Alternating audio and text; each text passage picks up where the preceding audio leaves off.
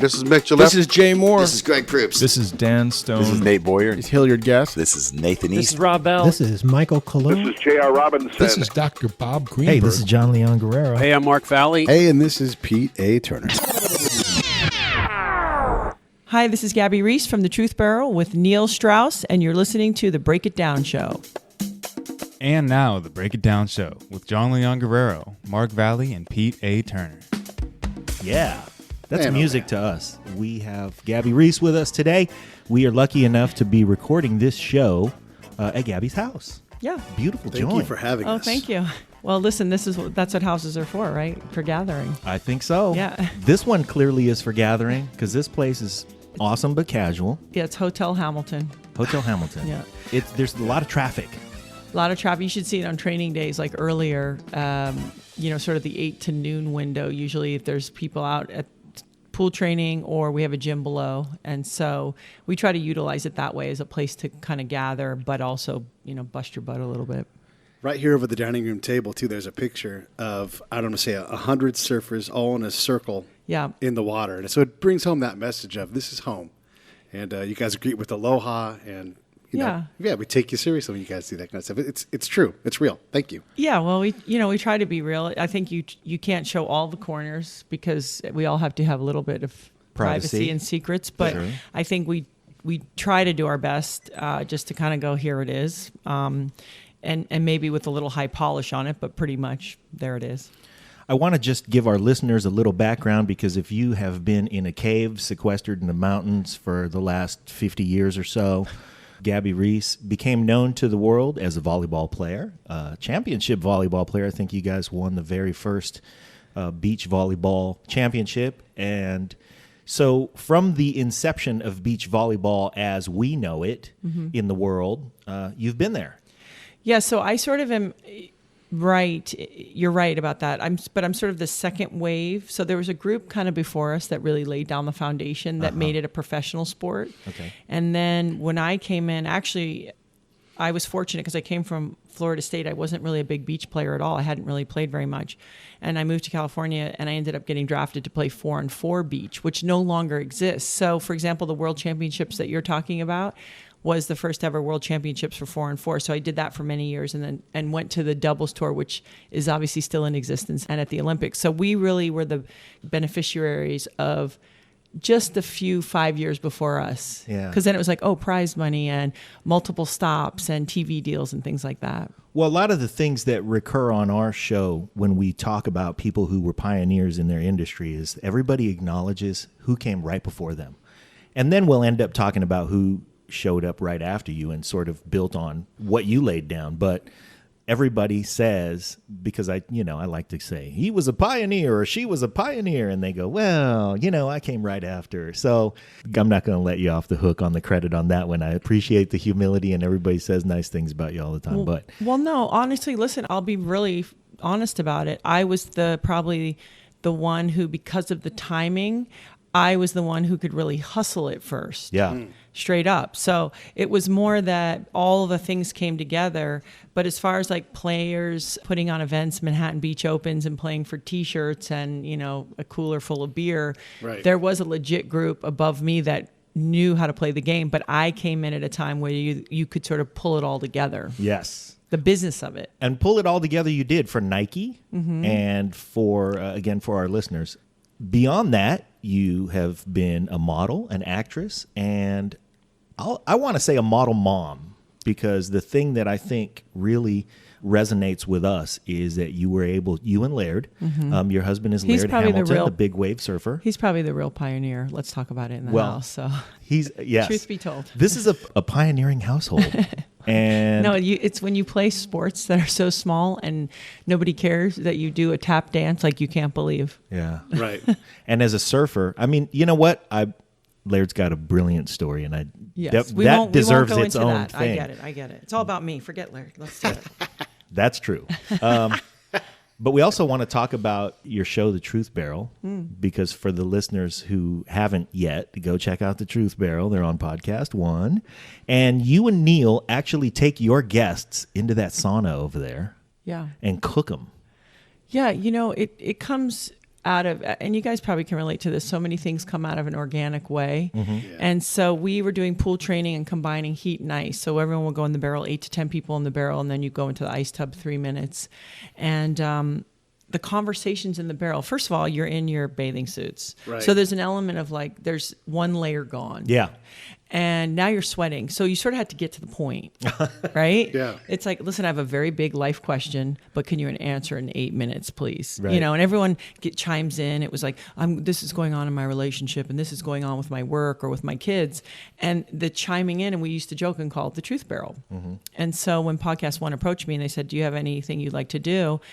I had been a lot with Neil in the barrel. Like somehow our pool schedule and, you know, certain people, you're just kind of on that rotation with them. Okay. And I feel like Neil and I we're pretty different and for a lot of obvious reasons. But then you start to realize that what we're all kind of looking for on some level, there's so many common threads. Truth is common. Right. Yeah. And so I asked Neil, I go, would you have any interest in doing this with me? And so that's how we got to the Truth Barrel. And it's fun because it's not just, you know, our guests always say this. They go, wow, this is so different. Yeah. And we did one with Jordan, you know, from The Art of Charm. And he's like, I just thought it was some gimmick and this and that. And he goes, but it's pretty cool, and you sort of get to things. And I go, exactly. It really is a truth barrel. Yeah. This is one of the things too that we get with doing our show is you're looking to open the person up. I want to present the best you that I can. Yeah, you're on my side. Right, I'm on your side. Yeah. So a lot of people have a tough time letting go of their veneer and everything. Yeah. And I know, so I've done a lot of time in combat zones. I've got 1,000 combat missions and all that kind of stuff. And so Pete was a spy in you have to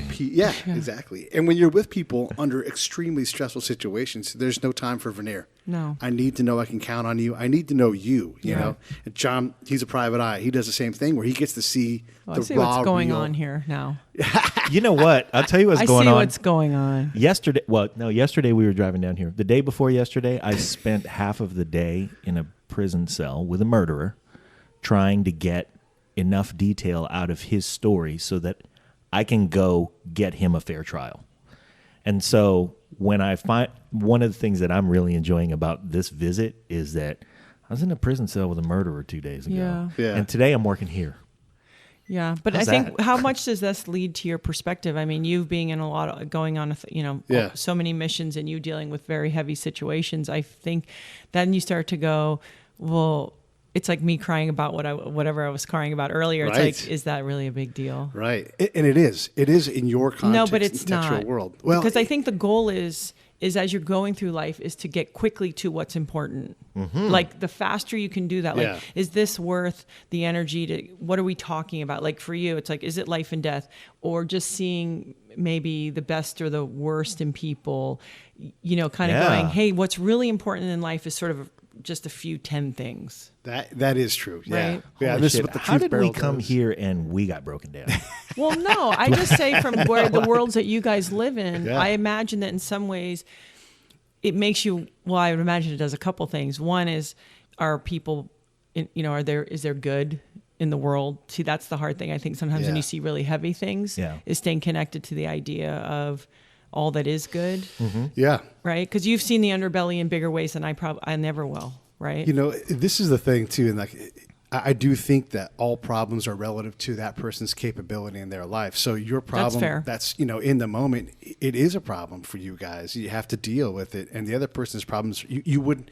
It's like you think, woe is me, and then you go to the hospital and you meet some kid that's got soft bone disease, and you're like, wow. You know what? I wouldn't want that problem. But that person looks at somebody else and goes, I'm great. You kidding me? You ought to see the guy down the hall, so. Yeah. But I think it's the mastery of saying, I feel this way. Now I'm going to get on with it, though. Right. Especially when it isn't a problem. I think it's different with children. They talk about that with kids. Like, no, in that 5-year-old or 8-year-old's world, this is their problem. Right. So you can't dismiss it as, oh, it'll be fine tomorrow.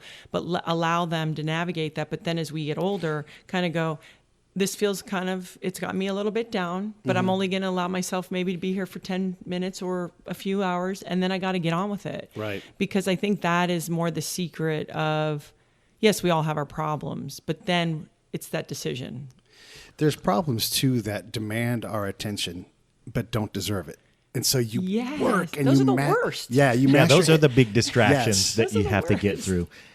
It's like when you stick people in the truth barrel, that's what you're cooking away.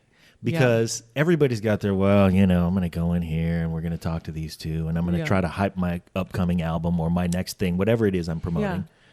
And I'm focused on that. Yeah. And then once I get in there, it's like, oh, man. And the questions come. And now we were talking about, we have Nico with us. He's our engineer young today. Nico, of course. You always have to have the young doing all the technology, right? Yes. That's true.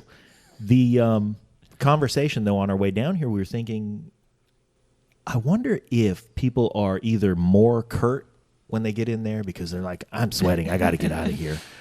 And it sounds like the pressure that's on somebody when they're there and the veneer that you've peeled away because, hey, I'm sitting across from Gabby and Neil and I'm sweating. Well, and it's this too. So there's two kind of approaches. Neil, think about it as a sort of investigative reporter first, journalist, writer. And I have always come at all my interviews like, hey, tell me what you would like to share and, things that we can learn from you. Yes. There's enough bad news out there. Amen. I don't really need we've got outlets for that. That's probably not my strong suit. Mm-hmm. So Neil will hammer down like, what's your relationship like with your mother, And I'm always like, well, what I think he means. And Neil's always like, stop trying to protect them and all this stuff. So we have also that dynamic. It's great. But ultimately, I think the end goal for the Truth Barrel is, hey, we're just here and we want to have a conversation. We know you're a drummer. We know you're a well-known writer. And we had Terrell Owens. Do not call him Terrell, by the way. Right. The whole media, it's like Daryl. It's Terrell Owens. And when he first got here, there was some layers. Oh, I bet. And then he's had a lot of protecting to have to do. Yes. Well, think about this.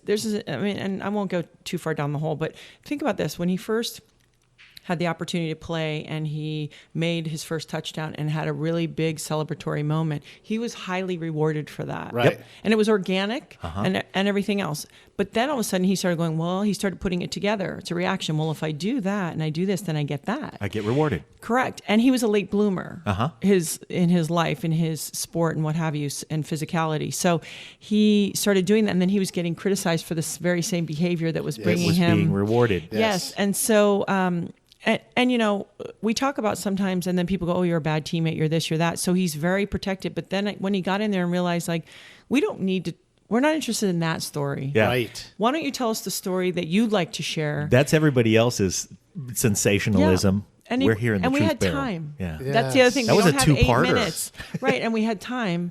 And so it was really beautiful for me to see him open up. And also, I think people don't realize, and I say this a lot, when you're playing sports like football, for example, that it is, you have to really come up for it. Yeah. And it is dangerous, and it is a bit of a battle.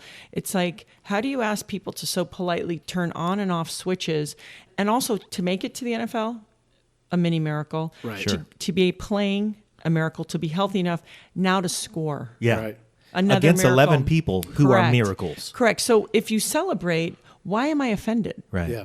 So I get it. And maybe if you don't understand how to navigate the media or whatever, which in a way is more honest. Yeah. Guys that know how to say all the right things and do all the right things, but maybe a guy who's just not good at it. Hey, the media's incented to try to create stories. The evil too. That's the bad guy. Here's the hero. This guy tells the story. One of the things I like about Terrell Owens is when he recognized he was great, one of the elite receivers, he said, I want more money.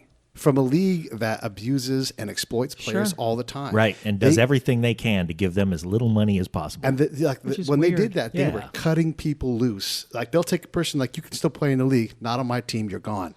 Cut in a second. Yeah. And they have no recourse. So I don't fault the guy for going out and getting money because he's doing a sport that ruins your brain.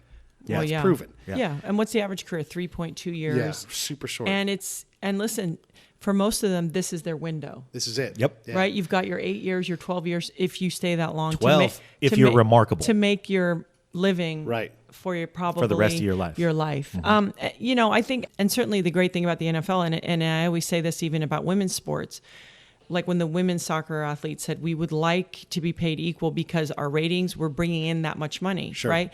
Now you could say, well, it's unfair that the basketball girls get paid pretty badly, actually. Yeah. Right. But if you go the business side of it is if you're not bringing in as much, then it's a hard thing to argue. But the NFL is making billions of dollars. Yes. On Billions. the backs of those players. Billions. And those players tend to go broke more than other major sports. And that's also shameful for the NFL. That should not be happening. Well, I appreciate that you guys did that for Terrell Owens because Pete and I grew up in the Bay Area. Oh, okay. And I'm a 49er fan, and I was a fan of his.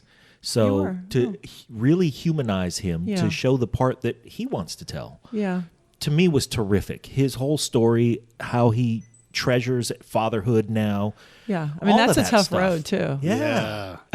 So, I want to echo what you're saying, too, about the Truth Barrel. We look for the similar stories. Like, okay, great. MC Hammer went broke 25 years ago. That doesn't define who he is. You know, I want to bring out the other stories. By the way, it doesn't define really who he was even then. Sure. Right. Because the people who surrounded him will all tell you a whole different story. Like, man, that guy, I think it was Method Man. Oh, wow. Who recently came out and said, yeah, you know, I was a Hammer disser. And then I went to Oakland, and I found myself surrounded in a room where people were like, hey, all that Hammer business, you need to cut it out. Yeah. And I looked around, and I thought, ooh, I need to cut this out. Yeah. So, you know, everybody's got a story. Everybody who reaches the place in their career where we're all looking at them, there's a great story in there. Yeah. Especially, you know, I think Hammer, I think it feels like some of what got him in trouble was generosity. Yeah, absolutely. You know, and the other thing is this. Let's say Method Man, who of course I like very much. You know, you have always, you know, we joke about it in surfing, the core, skateboarding, the core. But so you're always going to have a group that if you do something where more than 100 people really enjoy it and think it's fun, and maybe there's no really deep meaning to it, but it's fun, it's entertaining, people are always going to hate that. Right. I've learned this living with Laird.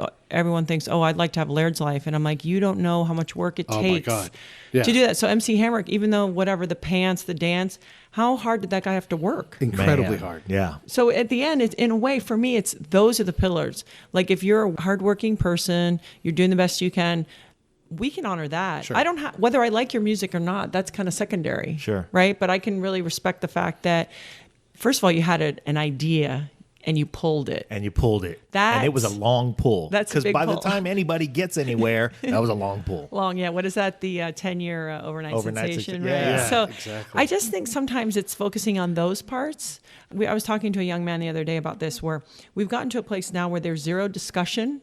Even if it's, you know this from if you're, in a marriage, it's like, how can two people be right and completely disagree? Right. And that happens all the time. It happens in my house. No, but it does. That day that you go, wait a minute, you mean there's not a winner and a loser? Oh gosh, what are we going to do? How do we keep score? It's like, no, how about this? We agree. We are respecting each other's opinions. We actually don't agree. There's nothing you can say to make us agree. And that's okay. And that's all right. Yeah. And that's okay. Yeah. And also, you're still going to be here. Like, we're still going to be sitting in this same room, not agreeing for the next however many years that we still have a friendship, a life, a relationship, whatever it's going to be. So you can focus on that. It's the one thing we disagree on among the 99 things we love about each other. And somehow they're connected too. Yeah. And I think we're not teaching our children, and culturally there's zero conversation anymore about anything. Yeah. There just isn't. This idea of life hacking and pro tips, has always been advice. There's always going to be advice, but there is no shortcut. Look, one of the things we say on the show is, a brilliant idea is not uncommon. Everybody's got an idea for a story, a book, a show, whatever. What's uncommon is the Except tenacity. for Michael. Michael, your idea sucks. I just want to say that. That's from Michael.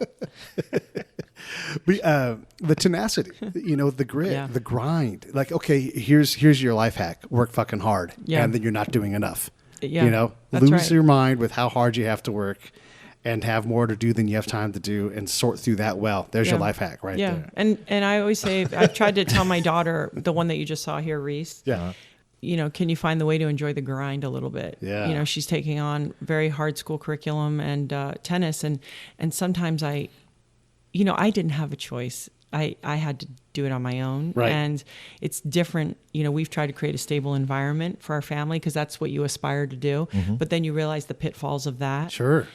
And so I've said to her, listen, you're a smart kid. You're a nice person. You're a beautiful girl. You're athletic.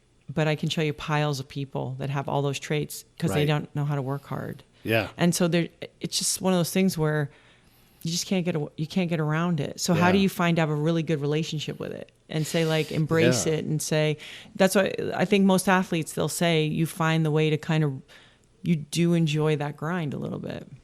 There's the thing that has made you someone we all look to for advice for as many years as you've been in it, because you are not just, from having been a world-class athlete, you became a mom and a wife, and you embrace those things. And I think that the moms and wives who are out there striving and trying to stay healthy and trying to have healthy relationships and raise healthy children, they all have something that they latch onto about you. Oh. And I think that that's why you've been and let's face it, you also have made media appearances throughout the years that were terrific, that we all kind of liked. Oh. For whatever. Well, thanks. I think I'm always hedging between who I am and then the communication of that, right? Mm-hmm. So I think I have a decent skill set and have developed it over the years of trying to communicate decently and representing myself well. So in a way, there's a theater in that. Yeah. Right? Because there could be people that do exactly what I do, but they don't know how to condense it and express it, or they just haven't had the path to do that, right? So, and the other side of that is, working with people that are really good at what they do because they make you look good. So that helps.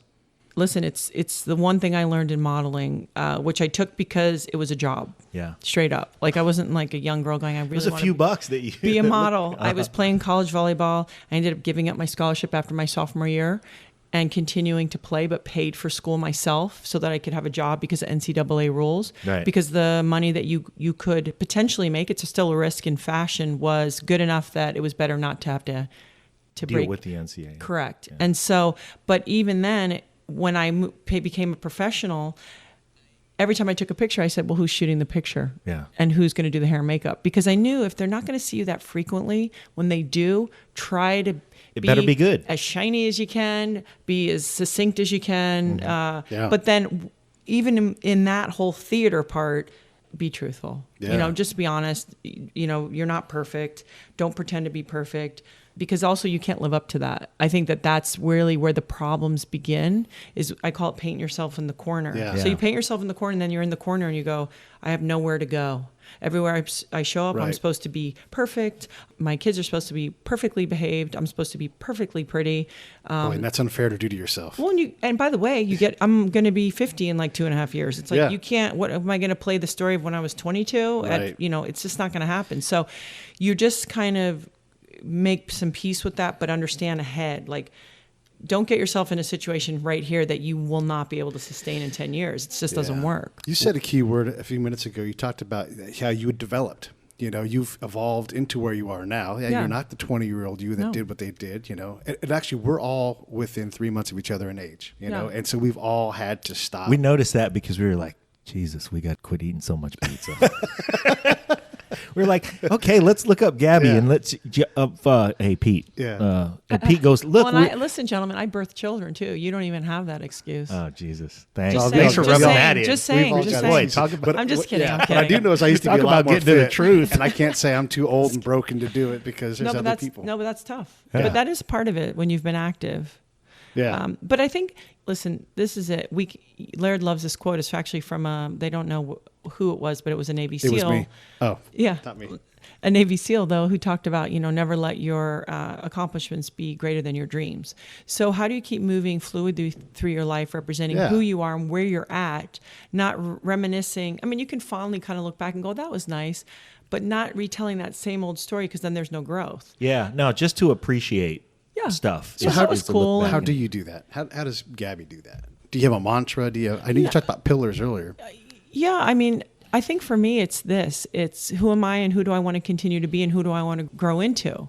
And so you are reading and learning, and you're with people that reflect that, and you're naturally taking risks maybe that are uncomfortable and maybe a little bit out of your wheelhouse, but still an extension of really who you are. It's not like I'm departing and going and doing something so unconnected. Everything I do is still connected. And I think the other thing to remember is like identity. So I've had imagine over the years, people go, oh, weren't you that volleyball player, Gabby? And I go, well, actually, I am still Gabby. And one of the things I have done is played volleyball. Right. Instead of it getting all twisted, which happens very easily when you have to define things. Yes. Right? Like athletics or I'm the CEO. It's like, okay. But that person is still, the value of them is still the same, whether they have that title or not. And it's them being in touch with that. And conversely, I've said this many times, and that's the same when they're telling you how great you are. Yeah.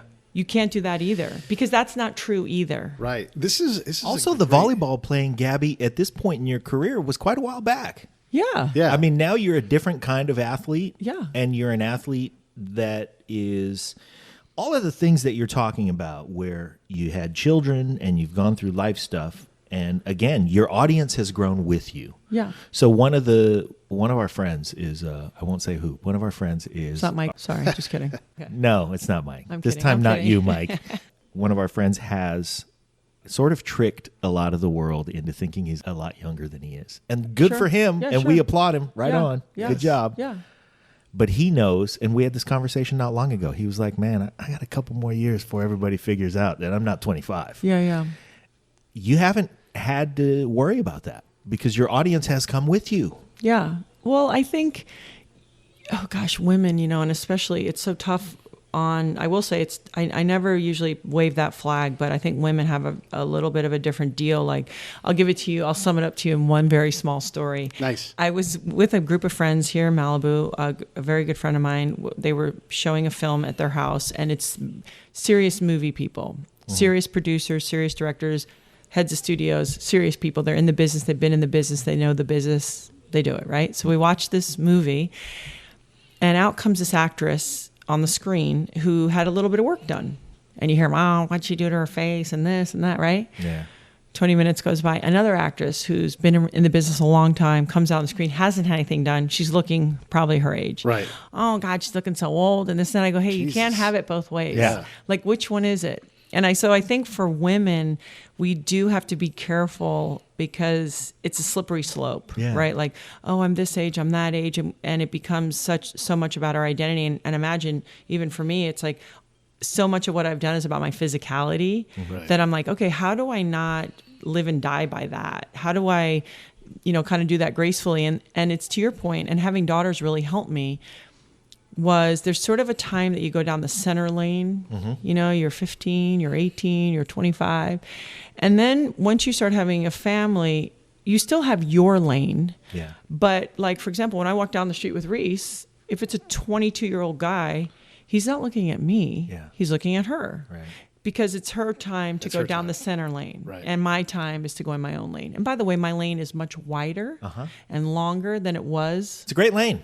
when I was 25, but it's like, this is my lane. This is where I live. This is who I am. I'm going to own it. I'm going to not apologize for it. I'm going to seem to enjoy it because also, by the way, that's pretty sexy. Yeah. When you meet people 30, 40, 50, 80, 90, and you go, wow, they kind of like life, you're drawn to that. You don't go, oh, she has some fine lines. Yeah. Yeah. And I have a husband, so I have a mate that I can fool around with. I'm not looking to hook up with anyone. Right. So that's probably You don't have to pretty worry nice. about that. But that's nice. Yeah. No, because that's the other side. I was talking about that with the girls because I've had some friends that have separated and they're close to my age. And I was like, oh man. And they're on the prowl. Yeah, the thought of dating, and they're beautiful women. And and we were talking about that, and I go, that'd be tough. So I know it's also different when you're at a different chapter. Sure. So I'm not discounting that, but I still think, like I have friends, I look at them, I go, you're beautiful women. And if you feel that way, that's what the vibration is. And Yes. that they say men only see what you project. And is the guy would you want to be at 50 dating a 30-year-old guy? Could be. Could be. But maybe Yeah. if it was someone who was in a similar time in life, and I'm not saying they're not special situations, then, by the way, he's not 25 either. Yeah. So why is the Right. expectation for us to be 25? Yeah, you're talking about a lot of really important things. Perspective being one, and we get to have the lens of perspective because we are the age that we are. Yeah. We can say, this matters. I remember when that mattered. Right, exactly. But this know. doesn't matter to me anymore. So if the actress does decide to get something done, partly because she's in a business where Brutal. it's like it's okay to do that. Yeah. I know for a fact that there's all kinds of men that are celebrities or important people that have had work done. Yeah. And the criticism isn't there like it is for other people. Yeah. Here, Well- I want to talk to the ladies for a minute. Uh-oh. Ladies. Hello, ladies. Should we put on some Barry White? With that I tone, want or to what? be- I just Okay. wanna The say answer to that- that question is always No. yes. Gabby Reece just said, wow, dating would be tough. And if you're out there, ladies, and you're separating and you're at a point in your life where you think dating's going to be tough, it's because it's tough to get to know somebody again. It's tough for all of the reasons except for, man, I got a couple of lines in my face and I don't. Yeah. I'm That's not as the young tough as I- part. That's not the tough part I at all. think actually the toughest part, especially if you've been in a relationship, is to care enough to actually go through the process of dating. Right. I think it would be like, yo, do I really need to do that? Because you know? get to a shorthand There with is a your mate shorthand. you've been with for 20 years where that's where you want to be. Mm-hmm. And it's like, do I have to go through this again? You know? Well, and that see, it's also, but, and again, some people don't love it if I allude to this, but I do think there's sort of a natural process. I joke with Laird occasionally, like we'll say something and I go, well, technically I really got from you what I needed. They're walking around. Right. Yes. Like I'm good. Like I got what I needed Playing with house money because now. my genetic drive was Yeah. like, he's the guy. Yeah. And there they are. They Ta-da. have names. They walk around. Hey, it worked. They talk back. I mean, they're here. And he's like, oh, was that what I was, like a piece of meat? And I was like, well, no, but kind of. Yeah. So that I think also it happens if you're like at close to 50, you're not like, hey, I need babies. Right. So you're looking for something else. Uh-huh. You're looking for companionship and friendship. And by the way, I actually think sometimes the guy that you choose to procreate would not always be the guy that you would choose to be your companion Late in life. Correct. Yeah. And plus you're like, hey, I'm not doing that. Yeah. Yeah. You learn, it's just a different thing. I have a friend who is Is it Mike? not. No, I'm just kidding. Not like this time. Everybody's Mike got entirely too much attention Sorry. this episode. She is divorced and raising her children wonderfully, but her ex-husband looks a lot like The Rock, and he's a physician and a successul guy, ultra smart, really physically. I mean, he's commanding. all of that great breeding stock. Sure. But that was that. Yeah. Yeah. And, so I'm sorry that they went through a divorce, but I think that that's exactly the picture. I mean, she saw, and probably he did too, saw a great mate with whom to procreate and propagate the earth and have great children. And that's successful, by the And way. the kids are great. Yeah, and that could be considered a success. Sure. And the other thing is, and I don't mean to offend you gentlemen. I'm but already offended. I will say directly that I think sometimes, take a guy like that, for example, maybe he has a lot going on and maybe there's parts where they need sort of that, you're really great, you're so special, because everywhere they go in his work and everything, he's getting that. Sure. So it's hard to go home and have your woman tell you, did you take the garbage out? And Susie needs to get picked up from tennis at 5:00. I think Wait a sometimes- minute, I don't pick people up from tennis. I'm special. Yeah. So I think at times that can happen where maybe as a wife, that's part of it. You're younger, you do it. And then after a while, you're just like, no, I need some help. Yeah. And I do think you're special, but I like, we're in a real Take this garbage out. We're in a real relationship. Right. And Yeah. a real relationship has both. And actually I should be the person. It's like with Laird. I mean, Laird is celebrated in a lot of places that he goes, but I would hope that he knows when I look at him and say, hey, I really appreciate you. And That's I a whole really different celebration. think, yeah, you are special. It's like, no, I'm talking about you. You. And I'm not talking about like, oh, you're a fancy doctor and you got big biceps, or you ride giant waves, or you got a big bank account. Right. I'm talking about you. Yeah. And sometimes maybe for certain people, and I won't generalize it to men, that's actually not what they want. They're like, oh, you're so smart, you're so strong, you're so great. But like to get down into it, Right. it's a different deal. But then women also, or the other partner, I'm not going to say women, we need to remember to say that to our partners. You're talking about a very important thing that me and my girlfriend do is we have a thing, we go on a walk just about every day, and there's a turnaround point. And at that turnaround point, everything slows down. The world slows down. Pete's playing up big time too. Have I said that on the show yet? I'm sorry. Yeah. And we slow down and we have a kiss just right there on this little trail. Well, you've And been so- dating like 2 weeks? What's up? No, not terribly long, I'm just kidding. but long. But this goes to the thing that you're saying is just slow down. Every and day is appreciate. borrowed time. No. That's Well, that is true. But you have to slow down. And sometimes because we're talking about things, life, and all those things, and maybe half of the time, one of us will forget at the turnaround point to do that. And it's like, no, hang on, slow down, have this kiss, enjoy the moment. Yeah. And because all those problems and all the dreams and all the whatever are on the road that we're going to talk about, they're going to be there in 30 seconds right now. And do you and Laird have things like that where you just slow the world down and enjoy each other's presence for a second? Look at this house. Laird, This house is a great place to slow down. It is good. Laird, you might meet him before you guys leave. He's a very intense person, which I really like.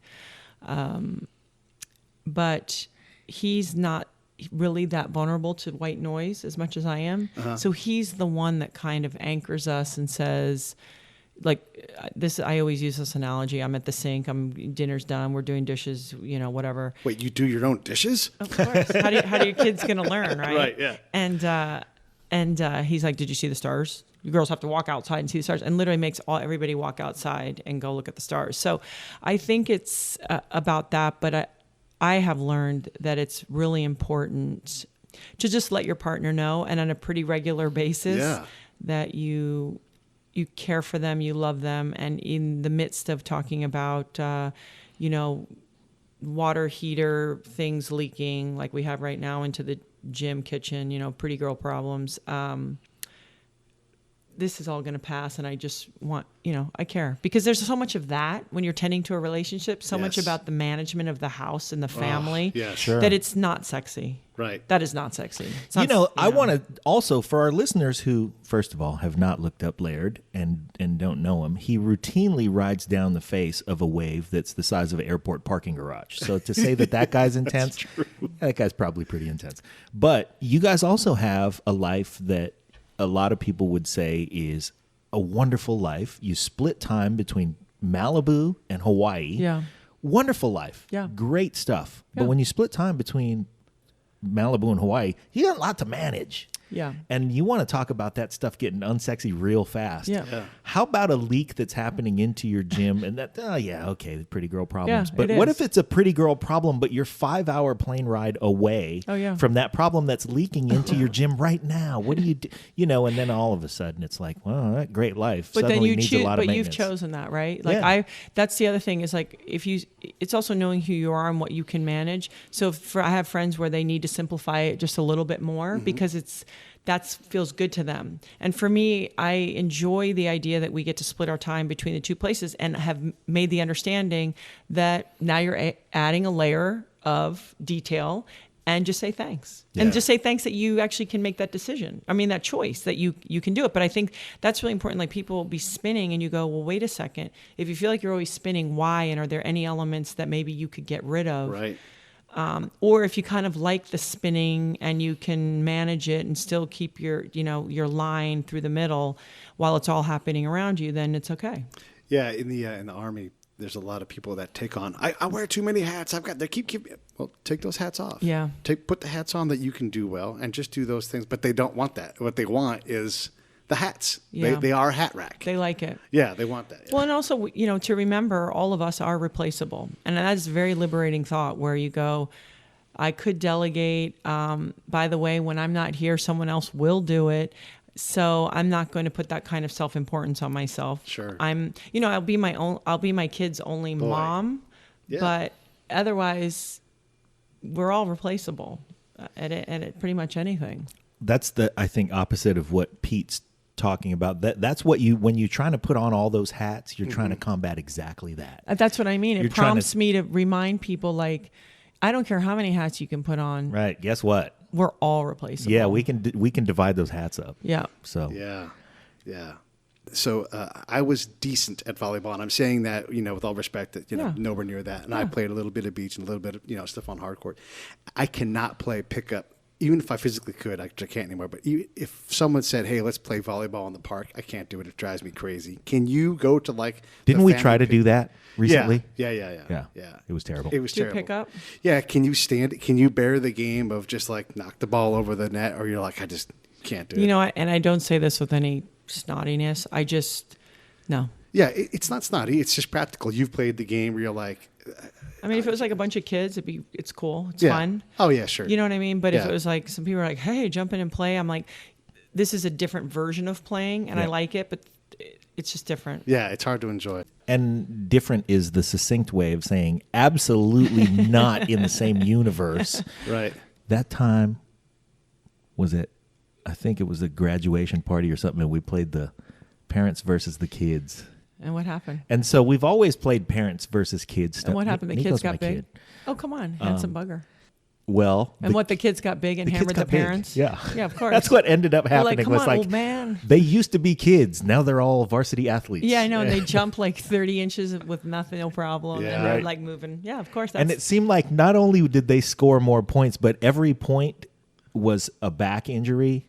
Oh, yeah. Or like, oh, my hip. Like, And really? you're- My hip? A Somebody whole bunch just of running and explained? sand flying and diving, and the ball just going boop right Oh, next to you. I think I've been part of that sometimes. So different. Yeah, of course. Different.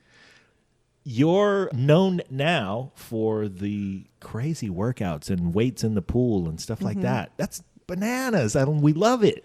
Well, it's, I have to say that one of the other benefits that I get from living with Laird is he's a very creative type.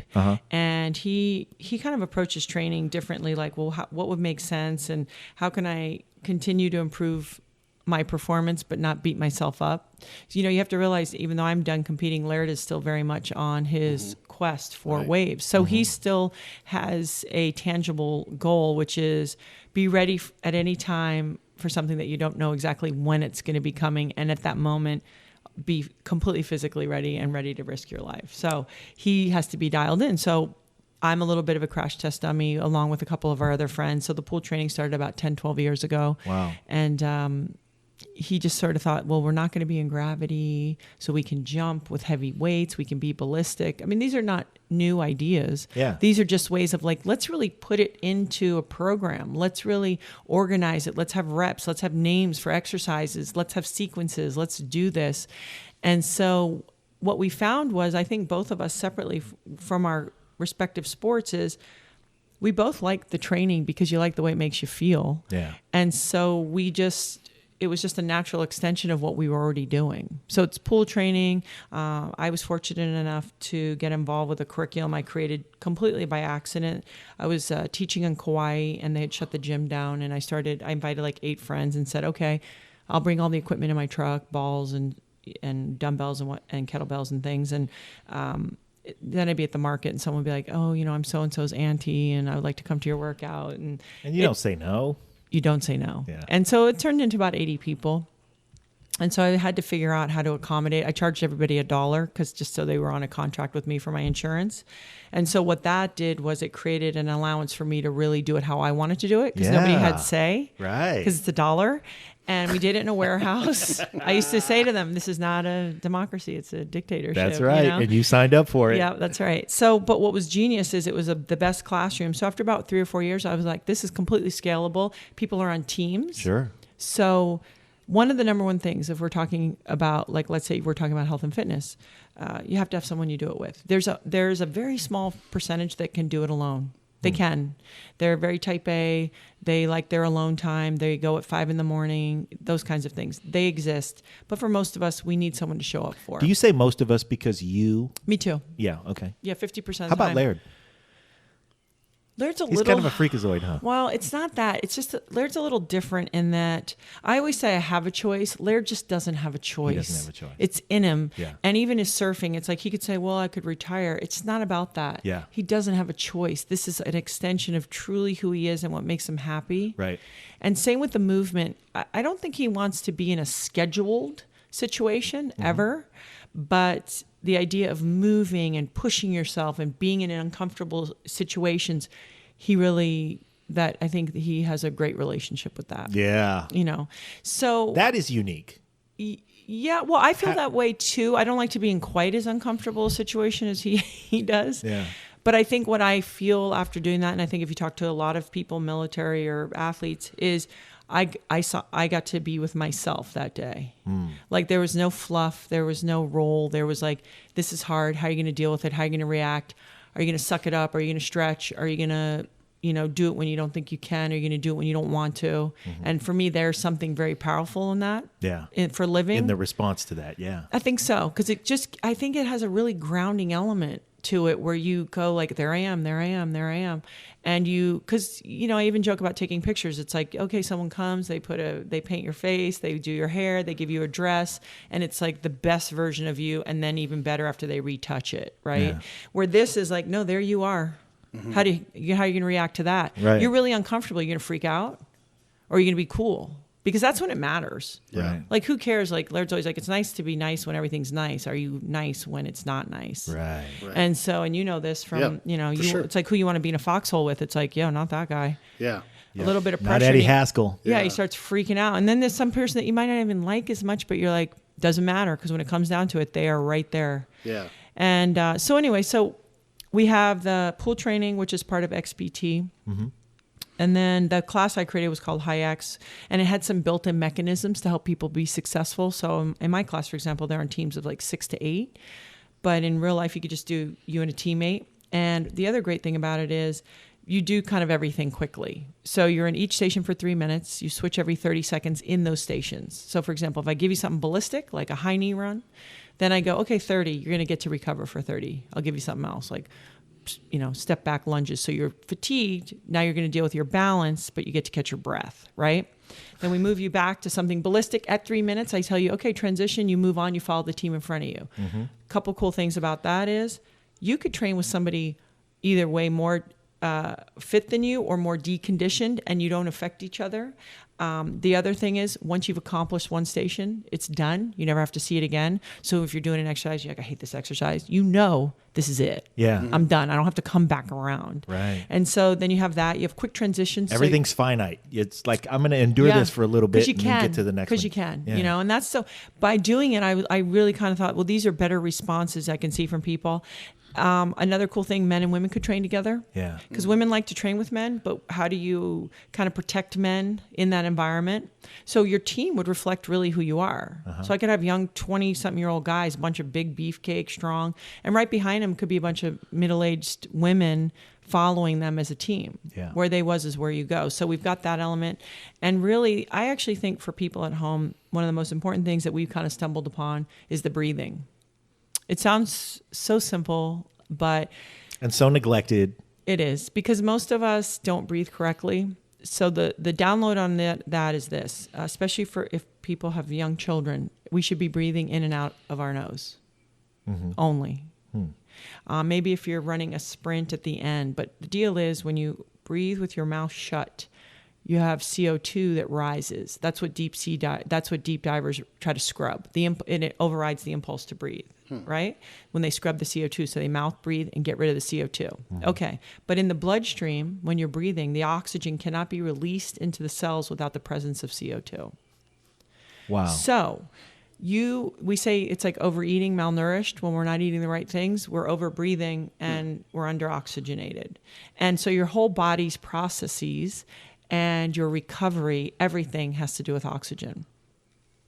I'm going to try to unblow my mind, put it all back together. And Okay. while I do that, I'm going to ask you, what does that have to do with young children? Okay, so when we have young children, if we can teach them to think about when a child nurses, they're only nose breathing. Uh-huh. So it's not only they're getting the nutrition, but they're developing their jaw and throat muscles correctly. Mm-hmm. So what happens is if you have children and you can get them breathing correctly, and they're also nose breathing when they're sleeping. They're oxygenating properly. Not only exactly, and your sinuses emit nitric oxide, which helps your body absorb the oxygen better, and also you can minimize the amount of inflammation in your sinuses and your lungs, which it's connected. If you like, people say, "Well, I feel stuffy." You do, but you'll get past it if you can commit to it. And then if you really got crazy with it, you could drive in your car, and on the exhale through the nose, you could hum. Mm-hmm. There's a reason monks hum, because the vibration is very helpful for the whole process. So you'd have mood elevation. It helps with weight. Because the thing is, if our body is not working correctly, we're always kind of working behind. The nose either heats or cools the air depending on where you live. It also acts as a filter. You capture 42% more moisture in your sinuses, which also helps with that inflammation response. So this is something you can do anywhere. I'm just. So for have me, you heard any of this? Well, there's a book. It's called The Oxygen Advantage. Okay. People can get it. Patrick McCune is the author. And so for me, I'm very interested in like, yes, I want to be strong. Yes, I want to be lean. I would even like to look good. But if you say to me, where am I at really about my fitness? It's how can I live in a healthful way so I can be a more productive human, a better person, a better mother, wife. So yes, the other things will follow. If I eat well and move up, I'm going to say that it'll probably work out on the aesthetic side. Yeah. But most importantly is, are we sleeping enough? Because none of us are. Right. Are we hydrated? We're not. But if you can also breathe correctly, you will hydrate your cells better. So there's things we can do, and also the acidity of our systems. Yeah. If we're breathing and oxygenating our systems, we can lower all of that. And there's a lot of benefits. So when you say to me, okay, I want to talk about weight and this and that, what I'd say to people is find something you really like to do that you can bear. Yeah. Because if you hate the gym, don't work out go in to the the gym. Yeah. Find somebody, even if it's not your friend that you're going to hang out with and tell your deep, dark secrets, but it is like your workout buddy. Yeah. Because there's those people, they've got that energy and you go, I don't know that I'd be like really close with them. Yeah. But in this sphere of my life, they're great. Because on the day you won't show up, you're accountable. Schedule it, write it down. Wow. Like everything else. And then the food is the king. Yeah. The food is everything. What we put in our mouth. Jay always says you can't outrun a bad diet. Yeah. Yeah. You can't, but it's completely doable. It's just keep it, you want to talk about keep it simple? Yeah. Keep the food simple. And with kids, like if you say, hey, with your kids, are you really restrictive? I'm not, because I don't want them to have issues later. Yeah. So if I go, you can't eat this and you can't eat that, they go to their friend's house and they just want to have chips and ice cream. Right. So it's about informing them what's food and what's fun. Yeah. And I always say, eat your calories, don't drink your calories. Because the sugar, those drinks, the juices, even healthful drinks, they'll get you. They'll get you. Yeah. They get you. You don't think about them. And you don't think about the caloric intake No. in some unicorn drink or whatever. And it's an accumulation. Yeah. And it's tough on you because if you have a lot of sugar is... I'm going to actually be interviewing this guy soon. And I think if anybody wants to ever see the lecture, there's a condensed one. There's one that's an hour and a half, but there's one that's 32 minutes. It's a gentleman named Dr. Lustig, Lustig. He's actually up from your way. And he's a doctor. And he talks, it's called The Bitter Truth. So if people really want to understand from a scientific place what sugar does to your system, Right. just listen to it. You know, I'm not that smart. So I have to look and access other people and learn. And there's a lot of great information. I think that's what makes you that smart. I mean, we've all kind of gotten by on not being we didn't all make it up. We seek it out. Yeah. And the ability to seek it out and go, okay, well, I'm going to try and filter this for what really counts. That's what makes us smart. We're in the home stretch, and I want to make sure that I ask you this very calculated question in the home stretch, which is, we've enjoyed having you in our lives and for our health and all of that stuff for the last 30 years. What is Gabby Reece 30 years from now? What does she care about? What should we expect from our lives 30 years from now that you think is going to matter? Well, I think, listen, at the baseline of everything is about connection. I think it's about relationships first. And you can check on people who live a very long life when they feel satisfied and such. They usually have very good connections. Yeah. So I think that's the number one for me. But I sort of think I'm not going to fight where I am. So in 30 years, I'll be, but I think it's about not letting it be defined by other people. So hopefully I will not be a person who will say, well, I can't do that because I'm this age, or I shouldn't do that. I hope I can continue to have the confidence to go, this is what feels good to me, and I'm going to do that regardless of everyone around me sort of has, bought into, well, I can't do that, or I'm too old, or something like that. And I think also people can continue to sort of, I don't want to say dream, but like the notion of retirement for me seems just brutal. You know what I mean? Like, no, even you if don't they seem like they're retiring. Even if they retire, let's say they have a 9-to-5 job, then go out and do something that you've always wanted to, or I don't care, learn a new language. Who cares? Something. Do something. So for me, I just hope to continue to try to be my best self, because I sort of feel like the pursuit of excellence is good, not the pursuit of perfection, because it's impossible. Yeah, that's silly. Yeah. I'm asking for our listeners, because if I'm listening to this show, I want to think, well, what should I try to do as my life advances and I sort of, reach the autumn? I think it's the understanding first of who you are. And then you sort of go, okay, well, I'm going to live each day the best that I can as myself, not what other people think I should do or tell me what I'm supposed to enjoy.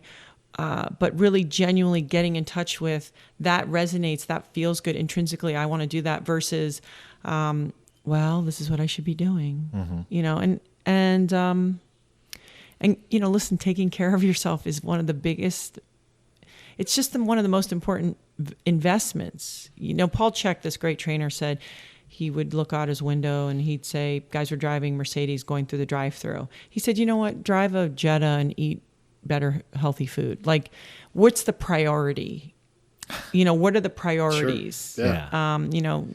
Our nails are perfectly done, our houses are perfectly clean, but then we'll eat whatever. So I just want to encourage people to, you know what I mean? Like, take care, love yourself. Right. And I don't mean like love yourself. I mean like love yourself, like take care. And one thing I have learned from Laird that I suffer from doing is try to have some fun. Yeah, that's a big thing, because you can be the perfectionist person. We had a guest on one of my other shows where she talked about, she was a national class gymnast. Sure. Oh, they're very intense. Right. And so I asked, because I know several Olympians that have won gold medals, that kind of thing. And there's the kind that seeks to perfect their specific routine, right? And there's the other one that's like, you do that, I'm going to go for amplitude. I'm going to try the harder trick. Like they do 4.5s now in diving. They didn't used to do that because it wasn't aesthetically pleasing. But now they can do. So what kind of person are you? Are you the person that's going to hone and hone and hone and hone so much that you never sit back and go, damn, this knife is sharp, Yeah. Or are you going to be an amplitude person who risks perfect 10s to have the enjoyment? And you got to balance that in what you are, whatever your example is. Yeah. Because if you can't enjoy what you're doing, if you can't slow down on that trail and get that kiss or whatever it is, then that's where your work is. Well, and life is about risk also. Right. Like you must risk. You can't just stay on and on. Like take a risk, even if it's like, let's say someone is single and you've been going somewhere and you see this person that you kind of, what's wrong with going to say hello? Yeah. What's wrong with being curious? Just take a risk. Right. And I don't mean like diving out of the plane without the pack on. I mean like smart risks. 'Cause then that's when everything happens. Yes. So you guys are going to go home and take care of yourselves? Yeah. And not only that, but I mean, I think there was a whole lot of profundity in that. I mean, just the risks and the, ability to see life for the beautiful things and go, there are some things that are whatever. Well, and define success. That's what I've had to learn as a parent. Mm-hmm. My success comes initially probably out of fear. Yeah. Like a lot of people. And then you sort of say, well, I'll stop paying rent on that apartment I don't live in anymore. So, because I can move on and get a new set of motivations. Yeah.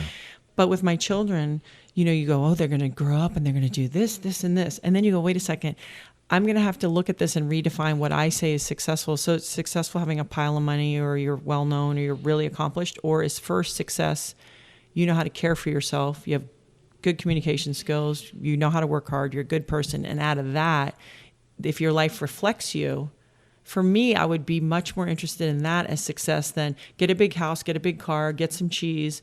Maybe people think you're cool, because if you're not happy, or versions of happy, because being happy all the time is impossible. But just, at least having peace, happiness, joy kind of floating in and out on a regular basis. It's like, what are we going for? Yeah. I don't know. One of the things I've learned by being a parent, and as good of a parent as I can be, I've been gone a lot, but I can't just break out the hammer to solve every problem. I can't just yell. I can't just get mad. And then a lot of times the thing I'm mad about are the things that I do.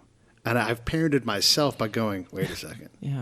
I need to chill out. Because one, at this age, I was doing way worse, Two, like they get to make mistakes and they're learning from them. And so now what's my response going to be? Like I can't be angry at her being like me, because she is like me. I do that with him all the time. I'm like, hey, Yeah. But, that's fear, too, because we love them so much and we want everything to work out for them. And so when we react so strongly, most of it, I think, comes from fear that, like, are they going to be okay? Yeah. And it turns to an anger or strong reaction because they mean so much. Right. I mean, what is more important? Nothing. And you can be a great guide as a parent, but you can't teach them all the lessons. Some of the lessons I are know. theirs. No, you got to. How many lessons That's did you have to learn brutal. all by I know, yourself? why is And that? so when we think about that, we're like, well, I just needed to go learn that one on my own. But Well, not guess for what? my but not for my But babies. not for my babies, right? No, but it's true. It's such a humbling thing. Yeah. And that is such a mom response because I know that my wife does that a lot more than I do. She'll go, oh, no. And I'll be like, whatever. I He's know, going to but get a that's scab. He's going to get Yin and yang for everything in life. Right? Sure. Yeah. It's great. Absolutely. Well, I'll tell you what, I have enjoyed the hell out of this conversation, and you really deliver. So for our listeners, don't forget, go check out The Truth Barrel on Podcast One. Thank you. And listen to everything that Gabby does because she's only looking out for the next 30 years of your life. Well, okay, I can ask you guys 2 questions. Sure. Please. Okay, one is, ending on that note, what I want to remind people, though, is what works for me doesn't always work for everybody. And so I always say, hey, listen, it's a conversation. Take what feels good to you. But it's so important for people to do what's their story. It's Yeah. their story. And then secondly, how did you guys get together and do this show? Well, Pete came home from Iraq or Afghanistan or somewhere at some point and went to school with my wife. Okay. So You trying to hit on your wife? No, I'm just kidding. I'm totally kidding. Inappropriate. Sorry. Yeah. No, it's funny. We're all right. no, that- we I think have your a lot son of just threw jokes. up in his mouth. No, just kidding. If He's you like, "My mother." had any idea what he's heard over the last 48 hours. Oh, Jesus. And all his life, really. And they became friends at school? Well, we were cohorts. We were in the same class and Okay. everything. So we've always known each other. We weren't necessarily close. And but it's a small town, so everybody knows everybody. Yeah. Okay. So you don't have to be close to be close. Yeah, I gotcha. We're the same people. And Yeah. my wife and I, and Nico, were living downtown in this small town. Okay. And the party invitation came out. Hey, Pete's back. Everybody, we're getting together. I don't know who the hell Pete is, but whatever. The place is around the corner from our house. I guess we're going there for Sure. for dinner tonight to celebrate whoever in the hell Pete is. So we get there, and it turns out that everybody else was having their own reunion, and that Pete and I were sitting next to each other and had probably more in common than a lot of the other people in the room who were Yeah. having their reunions with Yeah. everybody they had in common. Yeah. And at the time, a friend of mine who was guest number 1 on our podcast, Yeah. Was it Mike? No, I'm just kidding. No. Sorry. It was James. James Early, who actually produced all of the MC Hammer records we Oh, love. great. He, at the time, I had a martial arts school, and he was a student of mine. But you just had this thought, like, I want to do a podcast and talk to people? No, James said, I want to have you on this radio show that I do. Because you have a nice voice, by the way. Thank you very much. You do. Your dad has a nice voice. And I said, yeah, I'll do it. So I got there, and it turns out it was his mom's radio show. This is James. We love James. His mom has a radio show where she talks about community stuff, and James produces the show just because he likes hanging out with his mom every Sunday night. That's so good. So it is. It's great. So we had a great show that we did. His mom and I were... We talked about traffic and stuff? We talked about schools, and we Yeah. talked about community things that were going on. I don't remember what, but she and I have developed a relationship now, so we talk about all kinds of stuff. And the phones lit up. So the guy who owned the radio station was like, "That was great. Will you come do this other show?" And I was like, I guess. And that turned very quickly into, we have a slot open on Wednesday nights, and I really want you to take it because you guys make the phones.